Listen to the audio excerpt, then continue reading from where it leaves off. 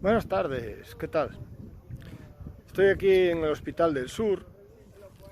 Hoy es 20 de mayo de 2025 por una reclamación que puse en noviembre de 2024.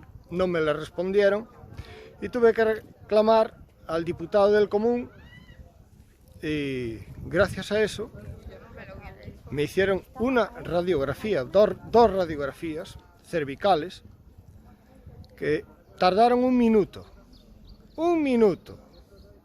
visto y no visto. Me gustaría que levantarme a las 5 de la mañana para trabajar y cotizar y cobrar un sueldo de supervivencia sirviera algo más que para que te mandaran para casa y pasen delante de ti otras personas que no han puesto un puto duro en este país en su puta vida. Ni un puto duro han puesto.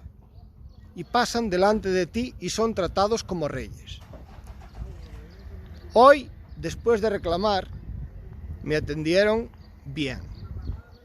Después de reclamar y esperar desde finales de octubre hasta el 20 de mayo de 2025.